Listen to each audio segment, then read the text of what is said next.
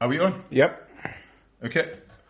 Good afternoon, everybody, on a chilly afternoon in Harare.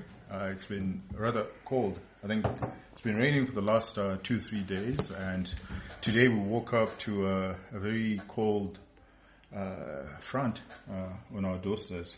So that's why Ranga and I are the most sensible ones. We don't drink whiskey to keep us warm. But Shumba, are you not feeling cold?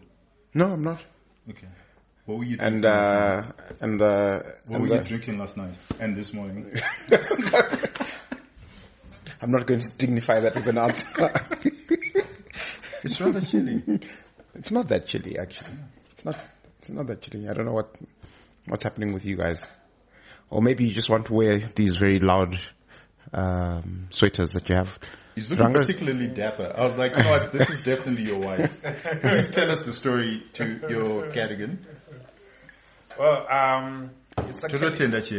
it's actually a gift from my brother-in-law, Tsano Wangu. Ah. He's coming from diaspora. So very fashionable, Tsano. Barcelona, Spain. So he was like, Tsano, I've brought you something. So I just thought, let me, Sagandi Mofo. No, you're looking particularly dapper. So you're very close that it has to be the Mofshira people. Yeah, absolutely. I knew. No way. And this guy? What about me?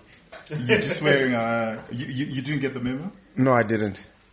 Why not? Where were you? I actually like this cool weather. Okay. And hopefully it'll rain. We desperately need rain. Yeah, well, it has been raining the last 2 days, and we're expecting more rain. What are you having? What are you drinking? I'm drinking a very peaty, non-chill filtered Adberg, one of my favorites, because I'm in a particularly chirpy and happy mood today. Okay, so we're having Kericho tea. We haven't had Kericho tea, I think, this year, right? When was the last time we had? Yeah, it was sometime last year. So it's good to go into it. Something that we find very delightful. Yeah. It is a good tea. I quite like it myself as well. Exactly. And for once, you guys are drinking something hot on a cool day. And it seems this whole Kericho friends actually sort of died down after you guys started going to Kenya. I don't know what you guys encountered there that sort of killed that excitement. No, we had too much Kericho tea in Kenya. But you know what I discovered in Nairobi, which is very interesting, that they have tea with milk. Okay. So they don't even put water. Okay. Yeah, they can have tea with just milk. That's interesting. It is interesting, eh? I've tried it, but I think I still need the mixture of both water and milk. But tell us how you have it, and if you've ever had tea with just milk, and how you find it. Because I don't think that you can brew milk. You can brew tea in milk. That's just my view. I think it's best when it's water. But I've tried it, and it's okay. And how much of it is an economic question? So maybe milk is quite cheaper there in Kenya. Cheaper than water? Well, relatively to the rest of they do have a dairy industry. Yeah. A very robust because I remember when industry. when one of the players, I think it was Dairy Board, when they went to Uganda, one of the attractive things there was it was costing them about 17 cents per liter of raw milk. You know, in Zimbabwe it's about 60 cents, right? Yeah. 60, 65, depending on the quality. But obviously they had to come out of that country running because obviously the culture is different. People are used to just getting their milk straight from the cow. Are you trying to say that they're so undeveloped? No, maybe it's just more a cultural issue. You know, like it's not. I've never got my milk straight from the cow. Oh yes, and those guys urbanized. So those guys they actually. Is that still true as of today, though? So this was like maybe 15 years ago. Do you think a lot has changed since then? Yes, I think so. Yeah, I don't think so because I mean, like there's a time when we were driving on the streets of Addis Ababa, you know, just off the airport, right? there were some cows and people were actually slaughtering cows just off the airport. And I was asking locals, and like, for them it's quite normal.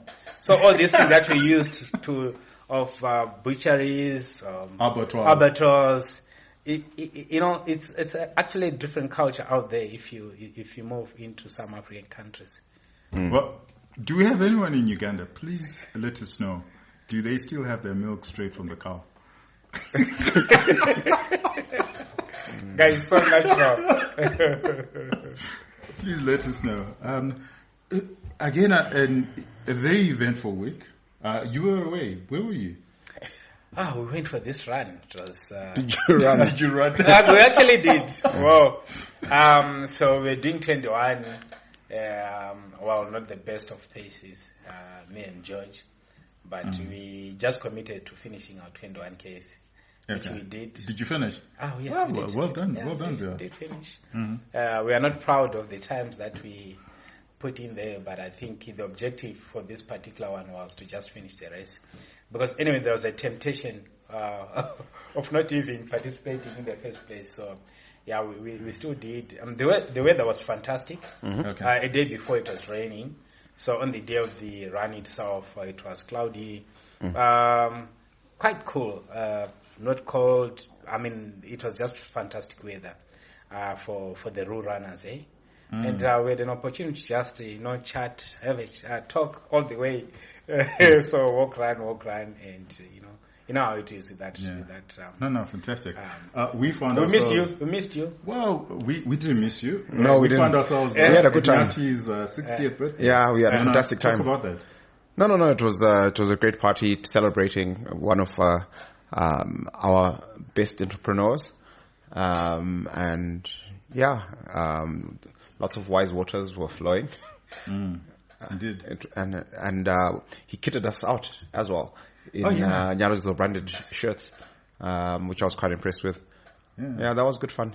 Yeah, it was a great party. Thank you very much, Nyati. And cheers, Nyati. Happy birthday to you. Yeah, no, I was not there. I didn't get time to say happy birthday to him. So Nyati, happy birthday to you, say, and looks like you did a fantastic one, judging by how impressed these two boys were. Yeah, lots of people. Met, colleagues we haven't seen in a bit. Yeah.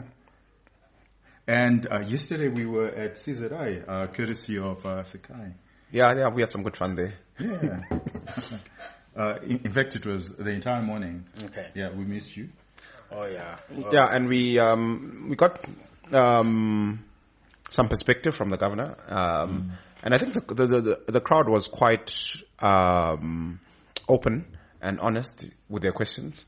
And I think he handled them quite well. What's your takeaway? Yeah, well, I always say this about Zimbabweans, right? I think from a cultural perspective, you have to understand people's nuances. It's not what they say publicly that really matters, but it's like at a funeral, at a wedding in Zimbabwe. Whatever they say publicly, there's always the undertone, and so you have to be in the little corridors and the little corners. That's where you get the real story, and never what's in the public. And so, what's your impression? When you collate all the conversations that you had with some of your analysis, what's your takeaway? The confidence is just not there. And I think that's really where the governor needs to work on. It's not on the technical bit, but it's really on the confidence that, we've been down this road for the last 24 years, and we totally understand. I mean, there was this moment, and it was a moment of chuckle for some of us, but, you could see the room just went. You could see jaws dropping when the governor said that the bond notes were not bagged. Oh. And jaws just dropped. Over the last 10 years, since 2016, we've been told continuously that there was an Afrexim Bank bagged bond note. That's why the bond note was introduced. And for the governor to say that, jaws just dropped. but nobody really questioned him. So that's the nature of Zimbabwean weddings and Zimbabwean funerals. So I'm not saying whether this was a wedding or a funeral, but yeah. But, we want to continue having the conversation around ZiG and the monetary policy, and we're going to be structured.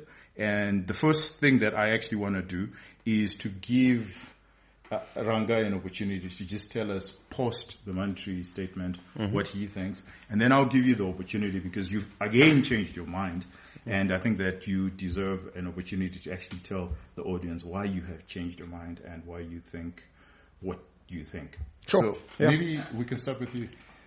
Give us your overall overview. Yes. Maybe just my reactions, because I wasn't there when this thing was announced. We were actually on the road. All right, so you were listening in on the road, or you were seeing tidbits? Yes, we were seeing a lot of material coming through, mostly on social media and also just online in general. And it's been slightly less than a week now since that day. For me, my greatest fear was really not. I didn't expect the ZiG to be the main topic of discussion. My worry was on what was going to happen to the nostrils, what was going to happen to the transactions in general. So when I didn't see anything negative on the nostrils, that really speaks to a fear, a concern that maybe those funds will not be available to the depositors. I saw that as a positive omission. If there is anything like that, and also when there wasn't anything related to the transactions, which probably limits the circulation of USDs. Again, that was positive. So maintaining multi-currency and just giving people access to the USDs and be able to transact with them in that multi-currency system, for me, were the bigger takeaways. Obviously, ZiG, I don't know how did you guys get the proper pronunciation from the makers of the whatever it is, ZiG? Yeah, zigzag. Zigzag, what? ZiG. For me, it doesn't really address my $0 concerns. So I think basically what they've done is to, in a subtle way, just remove some zeros, and probably instead of just doing it from zero to hero like the Gono area, they just thought of it as something different. But I'm not seeing the difference actually. And the confidence issue, I think it will take a bit of time because I don't think the key macroeconomic issues, fundamentals, that really have got an impact on the direction of your currency, of your exchange rate. I don't think they've been addressed. Okay. Yeah, so we are just dealing with the symptoms. And thoughts on 50% of tax now have to be at least in ZiG. Yeah, so this is an attempt to try and encourage the usage of the local currency. Look, it's fine to the extent that people know what they should expect going forward. I think what was not on was what we were seeing some few months ago, where whenever we were coming close to a tax payment date, they would just announce that maybe 175%, 100% etc. in local currency. So people can plan with it in mind. But I think what is key is to see what happens on the transaction side, whether we're going to see more usage of the local currency. So your key product, which was quite topical for this week, for example, fuel, etc. So you want to see, and also being its exchangeability or tradability. So I think they should just allow people to go into the banks, exchange their ZiG for USDs, because they're saying all ZiGs are backed by what? By foreign gold. currency. Yeah, gold and so gold surely should by hard currency and gold. Yeah, so I don't see any reason why anyone would go onto the power market, even for a nefarious spending. Because I mean, if this ZiG is backed surely the banks mustn't be asking lots of questions. As a confidence building measure, they should just allow you to walk in, get your USDs, and then you do that 2-3 times and realize that every time I go back, I still get the. But Ranga, the reality, I mean, we heard this from Latifa, and in the financial services sector, that right now, for the last 3 months, we've been having great difficulties making payments, international payments. And what's in the nostro is actually perhaps not nostro. A lot of it is just, to use her term, phantom dollars. Oh, but I saw a statement that was being attributed to the new governor that they've got as much as 100 million at the RBZ for that purposes. No, that's to back. Those are reserves. That's different. Look, I think let's give Ranga. Yeah, sure. So that he exhaust everything that Ranga thinks on then. So if with that 100 million USDs that's backing the ZiG, I'm picturing a scenario where even 20-30% of that can be allowed to freely sort of transact, people being able to access the USDs. People want to test the system, like to see if really you can change from ZiG to USDs and from USD to ZiG without any hindrances. Okay. From a personal point of view, that would give me it will inform my level of confidence with what they're trying to do.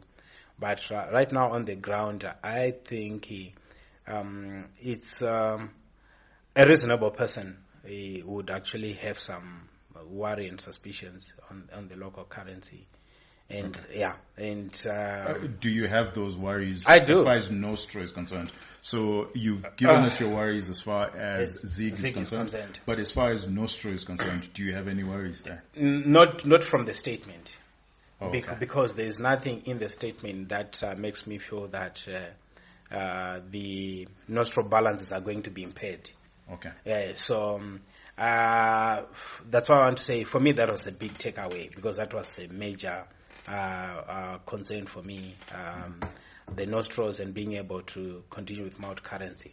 Okay. So it would then depend on what then happens. But if what you're saying is coming from the banks is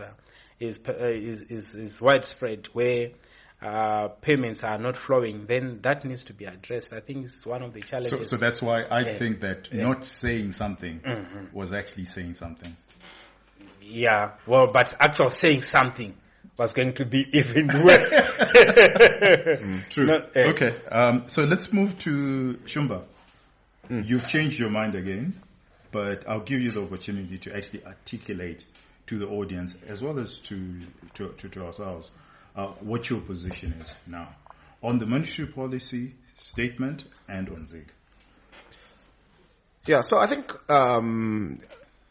a lot of the details we went to town about last week, and I think the views that we discussed, I still hold those views. Okay. I think what I think about differently. Perhaps just tell us what, in a nutshell, what those views are, because there could be somebody who didn't watch last week's show, sure, and is watching now.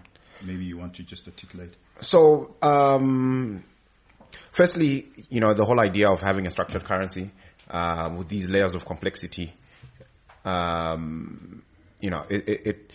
we would have been much better off just removing 3 zeros and making a commitment to be more disciplined going forward.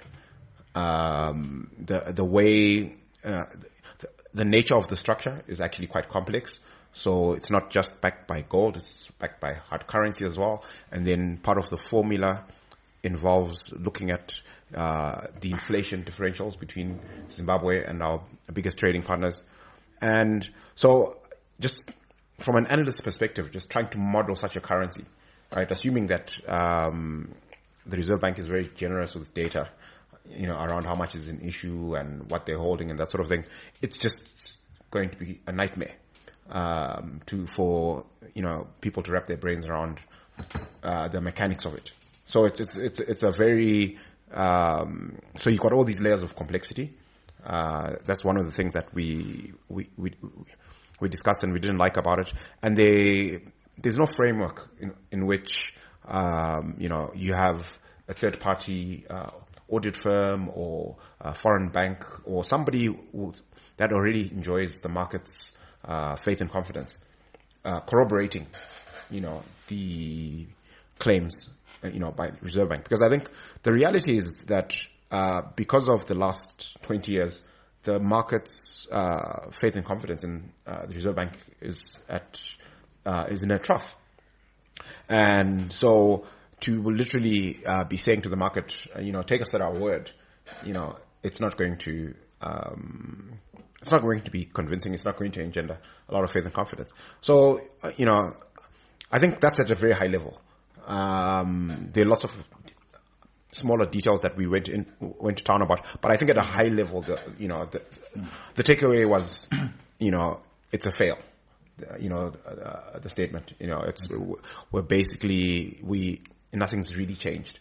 We're in the same place that we were before the announcement. But I think subsequently, in my various interactions with people and with the governor himself, my takeaway was that he's actually quite committed to not printing. And in as much as a lot of the details are not great around the way the ZiG is structured and the other details in the monetary policy statement, at a very high level, if we actually are not printing with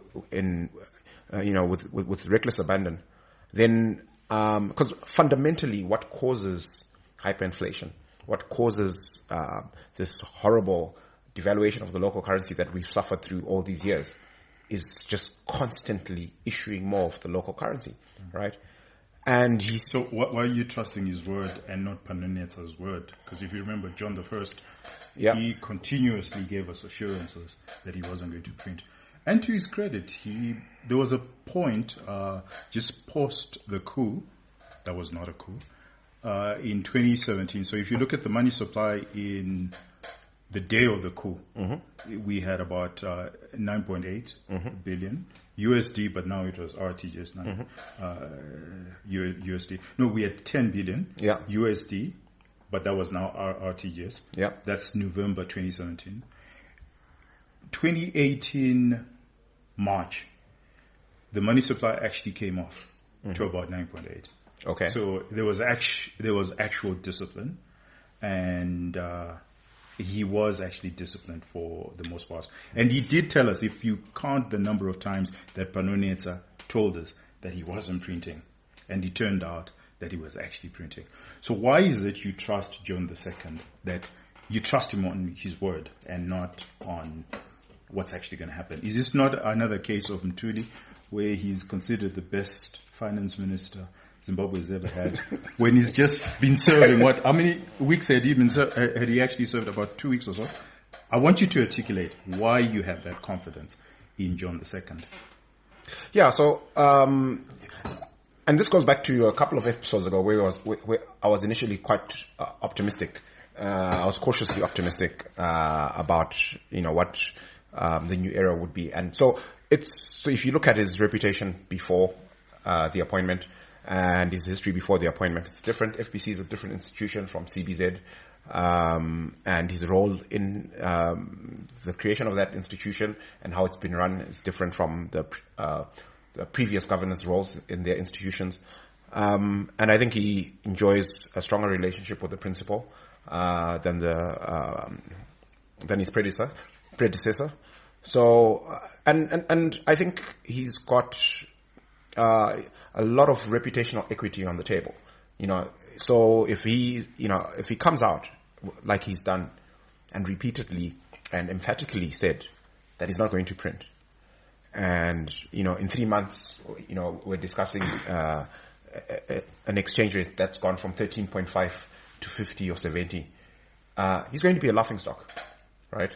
His reputation will be in tatters.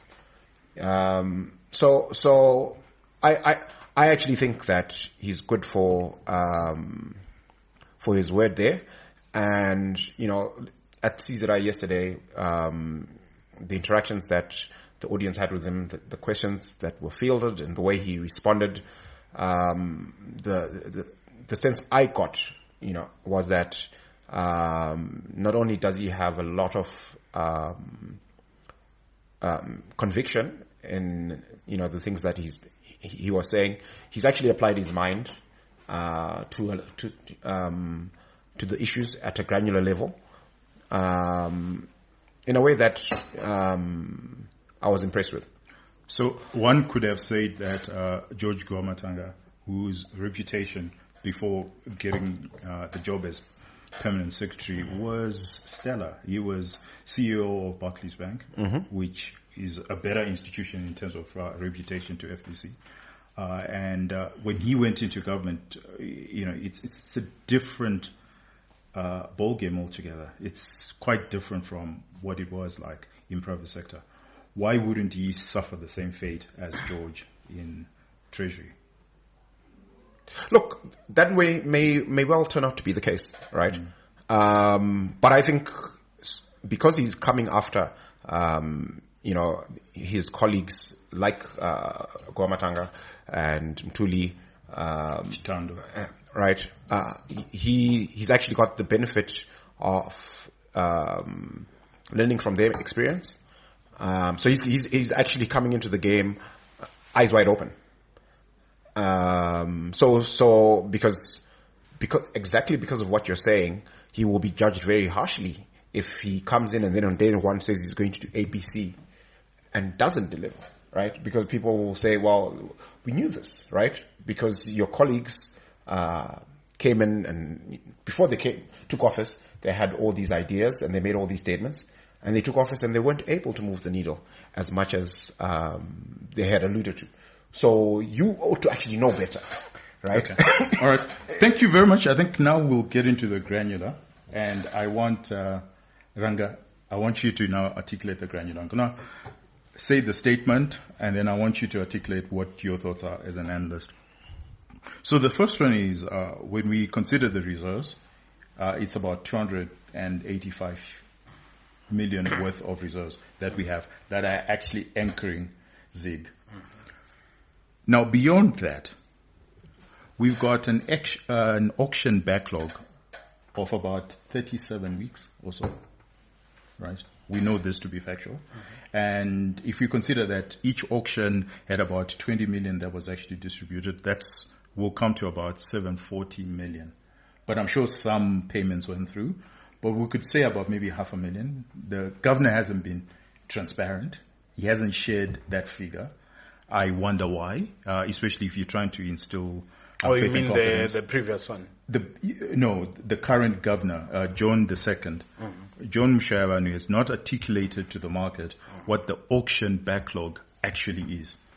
And we were expecting that he would state that so that market participants actually understand the level of indebtedness that the central bank has to these people who had gone on the auction. So we have to make up these numbers, or we have to speculate on these numbers. We don't know what the numbers are, but the governor has left us to speculate on them. So I'm saying if you consider 20 million, some of these were about 40 million, but if you consider on average it was 20 million, then 740.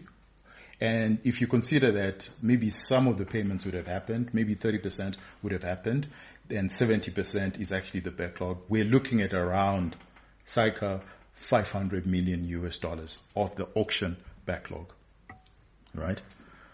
And he has given these guys an NNCD of 2 years, and it's 7.5%. It's a non-negotiable certificate of deposit. Yeah, at 7.5%. So the question I have for you, and I want us to be very granular with this, would you consider this as part of money, as ZiG money, or not? Or the NNCDs? Yeah, what people are owed. Well, I think first I need to speak about whether these people are really owed or not. Because, I mean, we've been talking about the going-ons at the auction, and that I think there was quite a lot of rent-seeking behavior on the auction, and the new governor is a banker. I'm sure I've seen a lot of that, and I think the decision to freeze these amounts into NNCDs is probably informed by his experience and what he thinks of those amounts. So look, it remains an obligation on the part of the central bank or / treasury, and obviously in terms of how we account for it, we have to also add it there. But I think what they've managed to do is just to pack it there for the next. So it is money, and it's part of the money supply, and it will eat into those reserves. It will eat into the reserves. Maybe not now, but 2 years down the line. Why not now? Because it's just a piece of paper that says I owe you. They can't. It's not negotiable, so it means they can't get value for it until maybe 2 years from now. So it's mostly it's nothing other than an IOU, from government, which which is not negotiable. So it actually can't access. Just to correct you, it is recorded as money.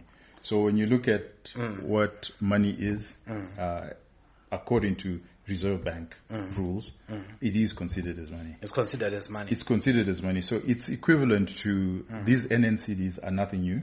Even Panonetsa had them, and they were particularly used when banks had large amounts of liquidity, where the central bank when they wanted to sterilize part of the deposit. Exactly, they would take. So it's part of their OMO, but it is considered as money. The other question I have for you is so I agree with you there, but what I was saying was we don't expect this one to actually sort of create havoc, because it doesn't have a way of coming back into the system now until after until after 2 years. So it's frozen. It's money. It's packed there. So for the purposes of the accounting, M1 all the way to M3 is recorded as part of money supply.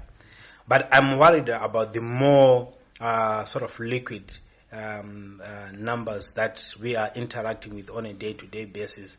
That could. Well, the question I have for you, and this is really coming from people who are on this backlog, because this was their working capital. So if you think about it, if you think about Zimbabwe and where it is, that there's $740 million of working capital that's now sitting as a whole in central bank. That money, there are customers who don't have that money. What are those customers going to do? Because previously what would happen, and why we also then consider this as money, is because banks would lend against those auction receipts. So I think, look. So they will banks would actually give you the liquidity and know that, okay, you're on the backlog and it's 37 weeks. Eventually central bank will settle, but we will give you the liquidity today. I wouldn't consider every dollar of that amount as being equal in terms of its economic impact.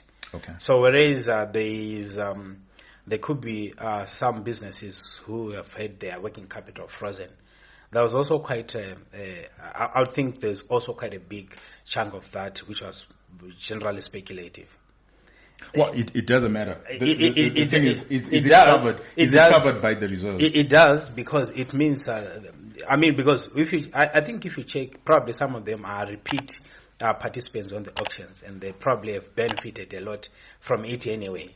So I think it would be interesting, the former governor would publish the names and all. Maybe they could just give a list of who is owed money, and I bet you won't see any of the big players in the economy, the ones that are significant.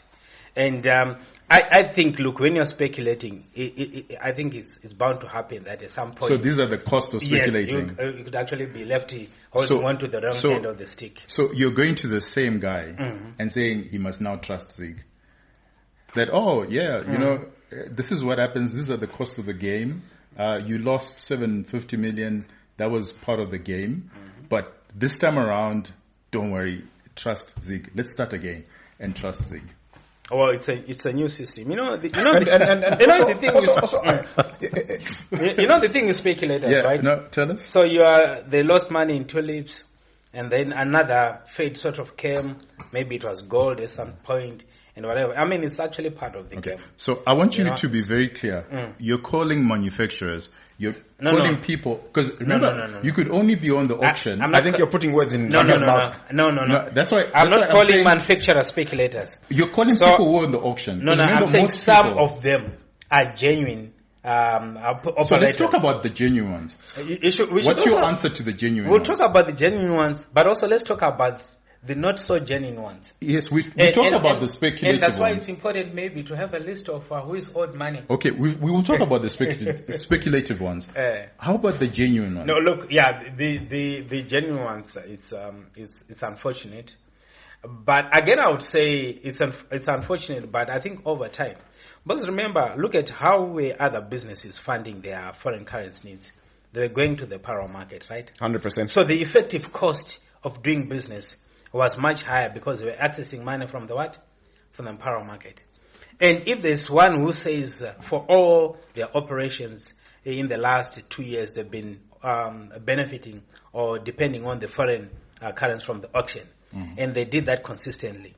And if they were to be one of those that are losing money from this 750 that has been frozen, whatever figure it is, effectively they are still much better off. Because of what happened 2 years ago. Exactly. Okay, fair because enough. Of the effect. And then now you're telling that the same guy who's got his money frozen, that, by the way, trust ZiG. They've no option. They Okay. I think my only sympathies are with those who were exporting.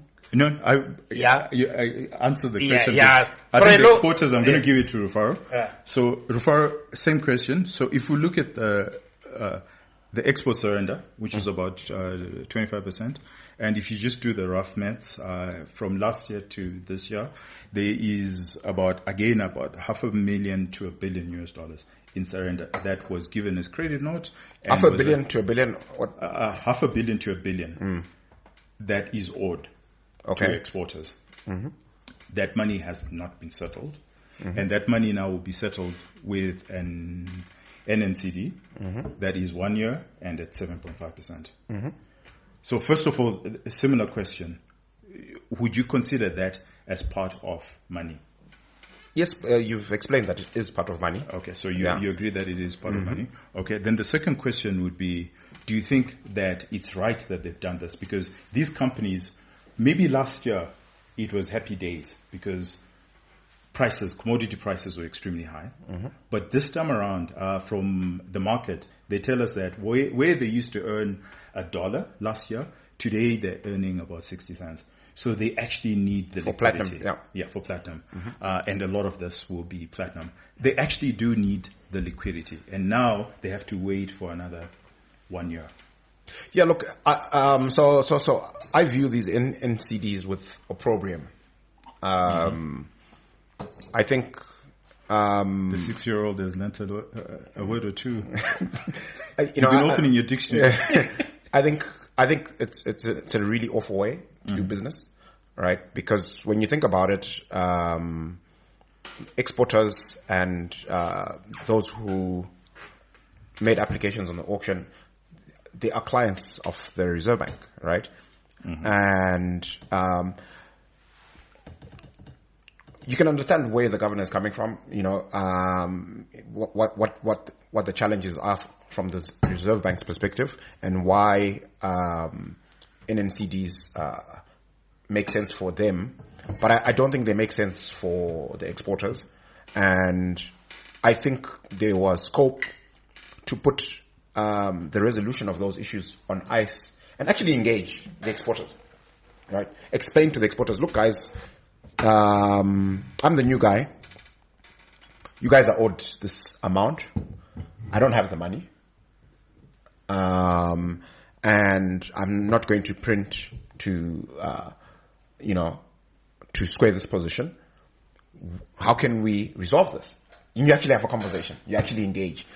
And the exporters will then also come to the party and say, well, look, these are my problems. And then you come up with a negotiated resolution. But the way this was done, basically, it's the Reserve Bank telling the exporters that this is what we're going to do with how much we owe you. You have little to no say. The end. Why do you think the governor was not transparent? I mean, if he's coming on board and he wants our confidence, why couldn't he say to the market, actually, this is the position? Because now we're left to speculate. Yeah, look, so where I will cut him some slack is, I think, you've got this mess that you're taking over, right? You've got all these obligations that the central bank can't settle. You've got, there's zero faith and confidence. So you've got so you're not going to come up with perfect solutions off the bat. And perhaps because of feedback like the conversation that we're having right now, somewhere down the line, some of these things will be revisited. And it's a real concern because a lot of these miners are retrenching. They don't have the working capital, and they need the working capital. Yeah, no, it's a big deal. If the mines can't operate, then the export receipts stop, right? And then we're actually in a bigger quandary than we were to begin with. So it is an important issue that actually has to be addressed constructively. I don't think that the NNCDs are a sustainable solution. Okay, so then there's an ethical question that I want to ask you because you were there at CZI. You could see from the questions that were from the audience around tax payments, because now at least 50% must be in ZiG, right? Now you have this quandary where government and RBZ actually owes the market. Just from these two things, you could consider it about $1 billion or $1.5 billion, right? They owe the market. Now you're going to the same guy, the exporter, for example, that you owe, saying, but you still need to pay your tax. And the guy is coming to you and say, yeah, sure, I want to pay my tax, but you owe me the ZiG. And then the governor says, yeah, I owe you the ZiG, and I'm going to pay you in 2 years' time or in a year's time, but you still need to pay your tax. Do you think that that's an ethical question that does not instill confidence, the conflict that's there? I don't like to look at these things from an ethical or moral lens, because then we end up moralizing. Right? What is good business practice? Right? Okay, fair enough. I think that's the better way to look at it. To say if you and me are transacting and we're in business and we're doing it in good faith, right? And then there's a pickle, right? I owe you a bunch of money and I can't pay. What's the best way to resolve such issues, right? We sit around a table and I say, hey, Tinash, I can't pay you. I've got these challenges. And then you say, okay, well, have you thought about this? Have you thought about that? And we actually, we find each other. And I think, and this is just typical of government across the board, in terms of their attitude when they're interfacing with the business world, that we know better what's good for you, and we're going to prescribe the solution, and we don't really care whether you like it or not. And I think that's just a bad way of doing business, because the contradiction now is the NNCDs are with central bank. The guy was coming after you with the force of the law is Treasury and Zimra. And these two are saying that there's a Chinese wall and we're not going to be speaking to each other. And you're sitting in the middle. How can you resolve this? This is a real problem. So I completely agree with you. I think that the approach of being prescriptive, of not engaging, isn't going to work. And that's probably one of the fundamental reasons why we've seen the formal sector lose market share in the economy to the informal sector. Because if I'm trading in cash and I'm not paying any taxes, you don't have any of these problems, and I'm not going through formal banking channels, I don't have this challenge. Okay. Ranga, we're continuing because this is actually coming from the market. And I think we have to be very sober and address these issues because they are real. So another issue is creditor legacy debt, right? And these arise from, 2018. And the final figure was around 2.5 billion US dollars. And a lot of those TVs were discounted. Some were discounted. Some were made into long-term TVs up to 20 years. But we do have maturities that are coming in from 2025, right? What do you think the impact will be? Because this is now, earlier on you were saying, I'm not really worried about the 1-year paper because while it is money, the liquidity is only coming a year later and we'll deal with it. The typical Zimbabwean fashion. We'll deal with it when it arises. But you now have these maturities that are coming in. People are holding on to this paper, and these maturities are coming in 2025. I think there are some that are coming in this year. Yes, from 2024. Yeah. So these are actually are nostros. So these are real US dollars where government now has to pay US dollars. And these are big numbers, eh? Yeah, exactly. I think some treasurers were putting the numbers for this year around 800 million. Then maybe 400 or 500 million next year of TVs maturing. Or maybe I could have the numbers interchangeably, but it's a sizable number. It's a sizable number. Would you like to speak to that and tell us how that is going to manage? Does it mean that government actually has 800 million US dollars that they're going to pay, or what's actually going to happen? Please. They have to pay. It would be good if they could pay them as a confidence building measure, because remember, it will then inform what the market should expect of the other paper, because there's paper that stretches all the way to 2030, 2040. 2042, right? Mm-hmm. So if what confidence would the market have if the paper maturing this year is not paid? So it has to be paid. Some money has to come from somewhere, but judging from what we know is in the kit right now, it may not be possible. A scenario where government is defaulting would not be good as a confidence building measure, given all that. But let's be practical. Where's the money going to come from? It's not there. Wow, I don't know if they were putting some in some escrow or whatever, but we know that the money is not there. We know that the money is not there. They're putting money in escrow. That's hilarious. You never know. They could be planning.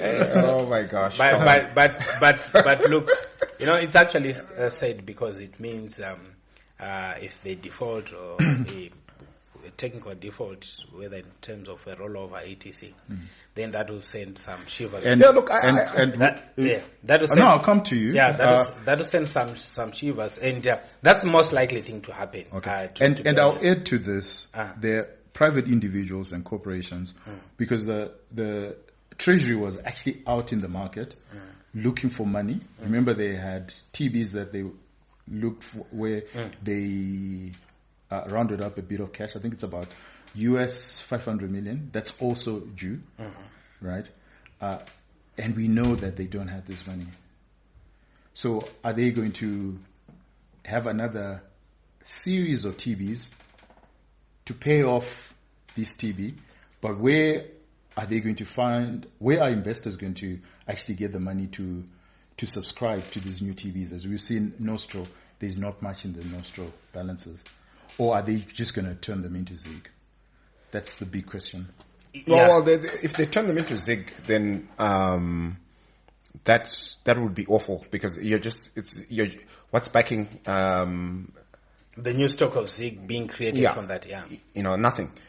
So then it's just basically printing money, and you have a return of hyperinflation. I think the reality is that the balance sheet of the state is a mess, and one of the reasons why we've not been able to restructure our debt and raise capital in global markets is because we've had this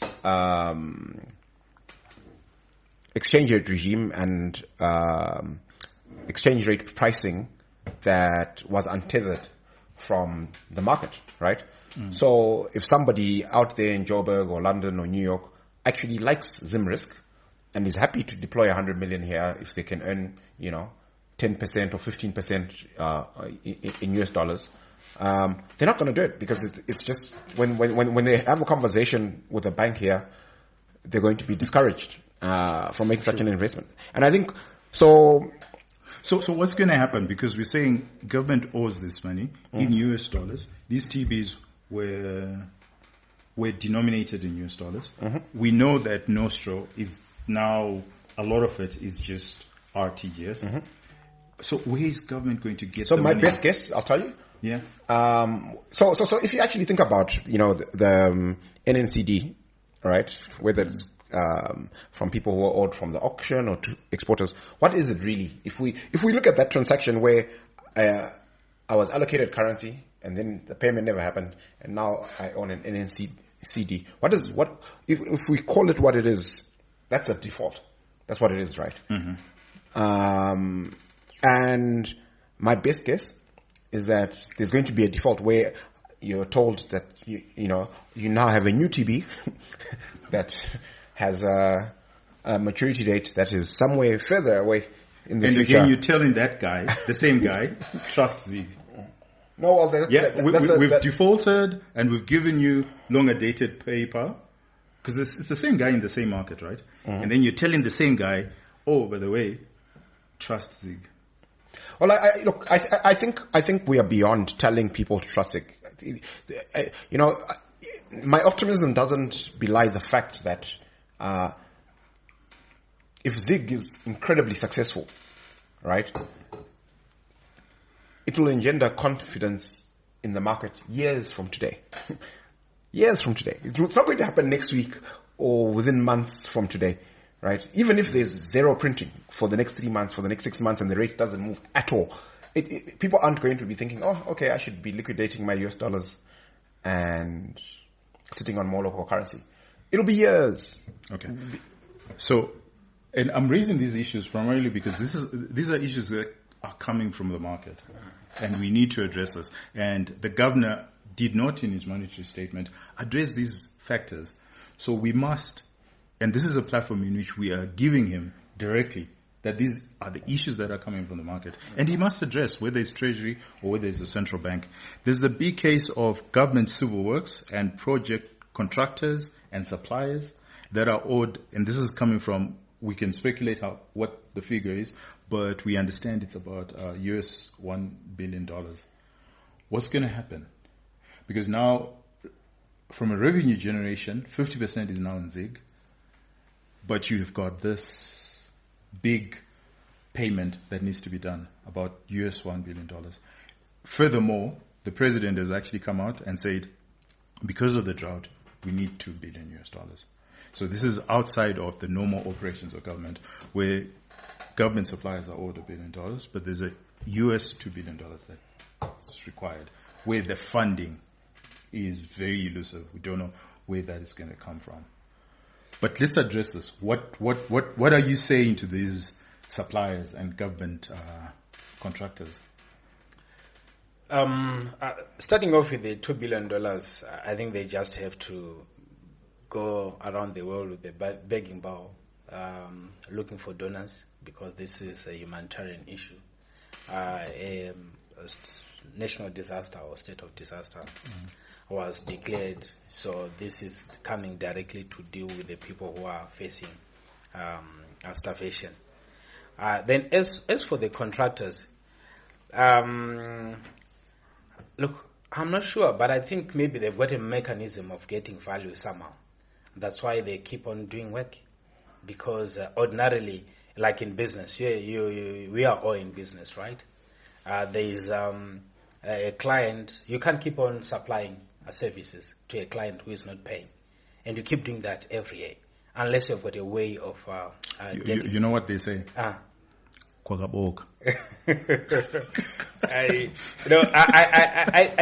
think. Remember when? And I think that they're just going to switch from US dollars to ZiG? So remember when the Beitbridge Rundu, at first they were planning to do it. They tried to get some foreigners to come on board. And obviously because they didn't have capacity and other issues to be borrowing money and assuring whoever was going to do it, they resorted to local players. And we all know, we've known for some time now that these local players, contractors are owed huge amounts of money, and they keep taking on more work. So I think behind the scene, they've got a way of going around it. And I'm sure even as they'll also get an equivalent of an NCD. And I think most of these things are probably discussed where they come to you and say, you know what, Tinashe, we owe you 100 million or 20 million. But how much do you really need next week for your cash flows? You had allocated 100 million to this guy and then you decided, no, 20. Exactly. And then you're telling the same guy to trust. No, but this same guys the reason why they keep on getting or bidding for more government work is because somehow they're benefiting. So for the contractors, I think their situation is a bit different. I don't know the inside story, the intricacies, but so I have a different take. I think a crisis, you shouldn't waste a good crisis, right? So we need 2 billion to deal with the drought. Why should we go around the world with a begging bowl? We're a resource-rich country. We should actually, and I think we've discussed this on a show before, that if we actually applied our minds, Zimbabwe could actually raise $5, $10, $15 billion in global capital markets if we checked a bunch of boxes, right? And we've been able to not have that conversation and issue NNCDs and do all these and TBs and do all these things and just accumulate all these debts. But now we're in a bind, right? We owe the contractors. We we need 2 billion to deal with the drought. We need a bunch of money to carry on with the infrastructure projects. And then you've got just day-to-day operations. And, by the way, the receipts from exporters are lower because of the low commodity prices. So that's a proper crisis. It's a bind. And I think it's an opportunity to actually revisit the entire framework and say, look, guys, we need to make some significant changes. Our all-weather friends, Afreximbank, they were supposed to back our currency with another $400 million. Clearly, that didn't happen.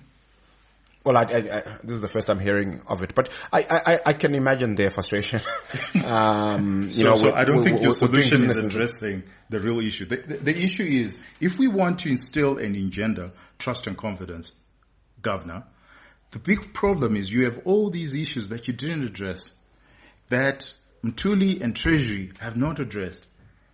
All these issues have not been addressed, and you want to solve the monetary system problem. You're going to have to solve all these issues. Mm-hmm. You're going to have to address them. And you're going to have to be very transparent and say, guys, this is actually what we owe.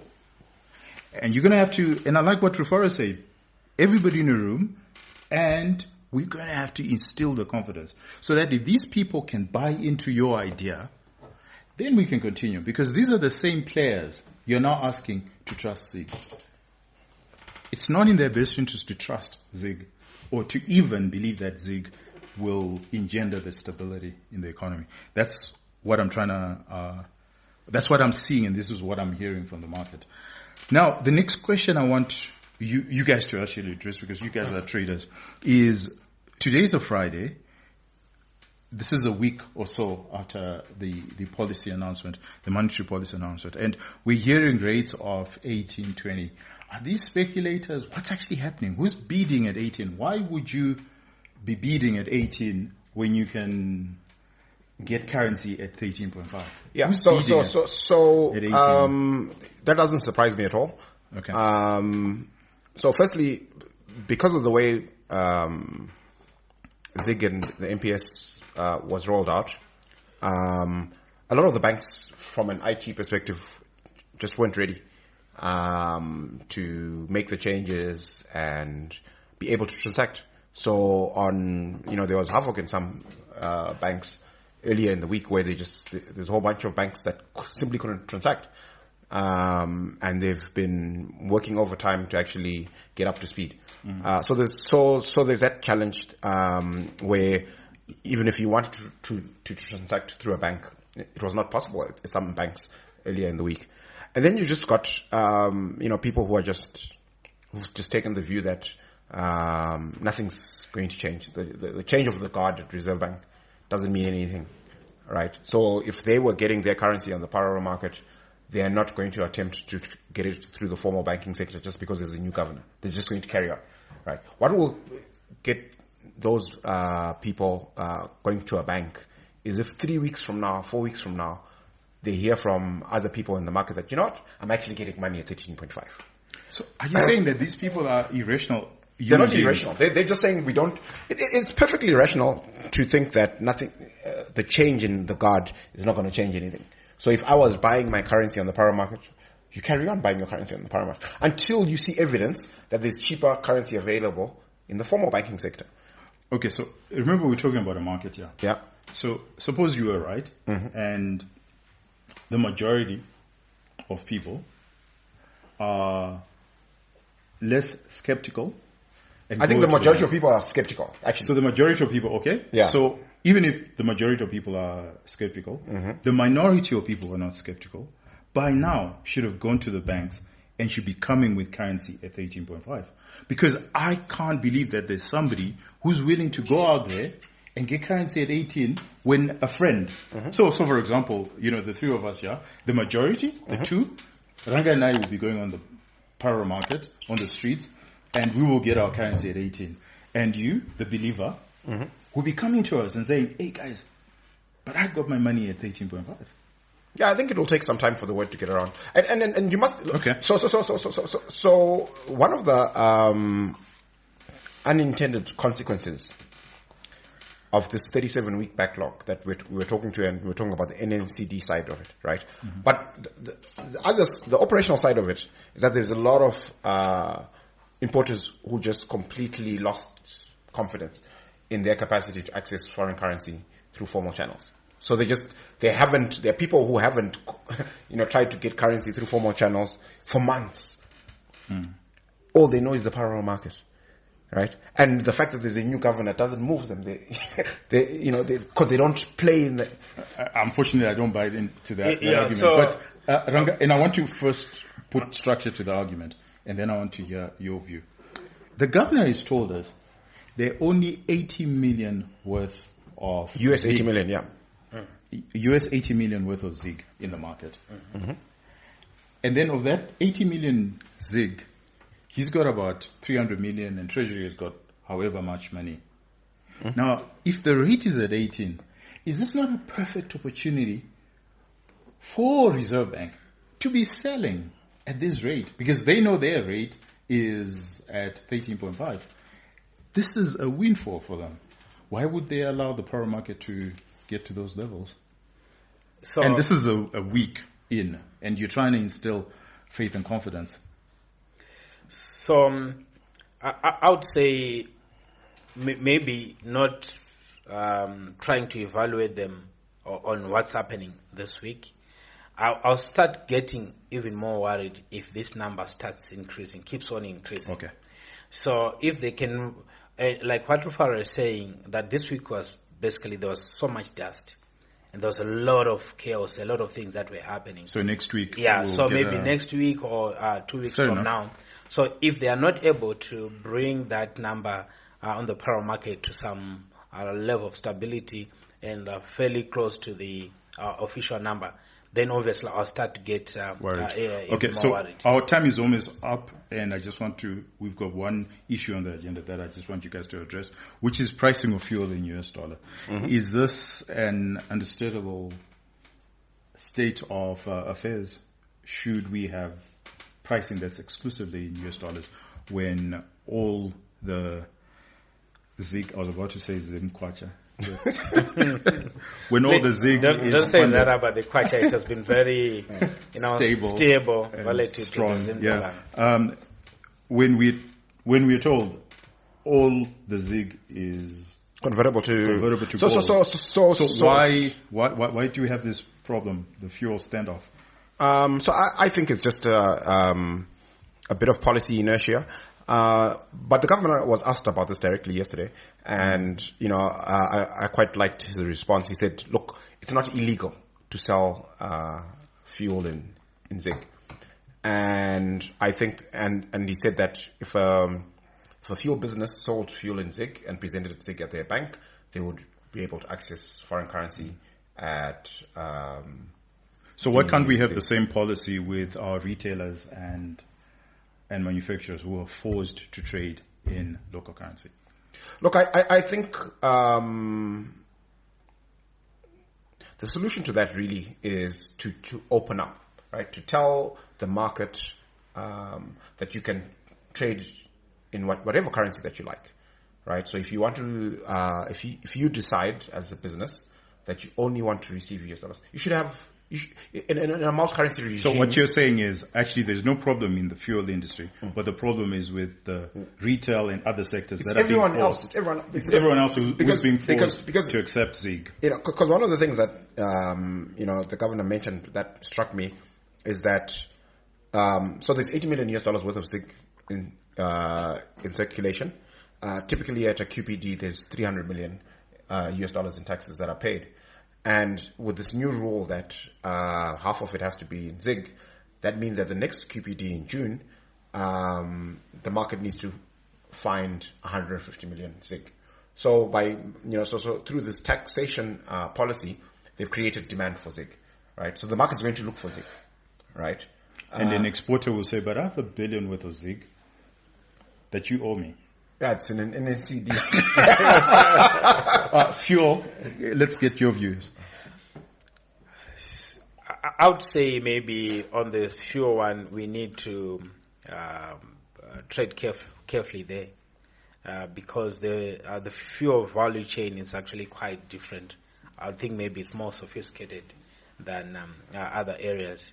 So I think we should aspire to have a fuel just joining any other commodity which can be sold or bought in any of the currencies that are circulating.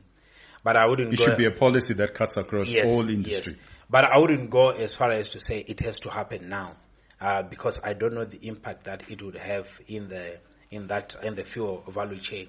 But if we get to say we are in April, we get to May and June, and then fuel is still exclusively in US dollars, then that creates a lot of problem. It shouldn't take a long time, because we have got, the ZiG is backed somehow, and it means if the fuel retailers are selling in ZiG, they should be able to convert that quickly into USD, and that could be actually a quicker way of demonstrating how this system is what. So the other worry is, unless you actually get your fuel coupons, then you can do a transfer. But none of the POS machines at the fuel stations work. They want cash. So they don't even trust Nostro. They want hard cash. So it means there's a demarcation again between what is Nostro swipe and what is hard cash. And I think that what the fuel industry is telling us is that this economy functions and can function well, I will admit to that, if it's hard cash. And I think that should be true of everyone else on the market. Because I think that the retail sector are the ones that are most hit, where they're forced to trade in the local currency. And they should not be forced. Precisely. Yeah, it's multi-currency. It should be It should be the market. I think what needs to what I thought maybe would happen, Z coming in, is for the exchange rate to stabilize, so that then people become agnostic when it comes to which currency to what. To well, I don't know whether or not we'll get that stability. We've looked at the sober reality of all these. Creditors to government, people that are actually owed by government. And up until these people, because these are people who are actually operating in our market, up until these people are appeased somewhere and somehow, and this is necessary for the governor to address these issues. And he hasn't done so. And he hasn't been transparent. He needs to be transparent and address this head on. Otherwise, let's hear what your thoughts are. Please continue to like, comment, subscribe, and share. And have yourself a wonderful weekend. Cheers. Cheers.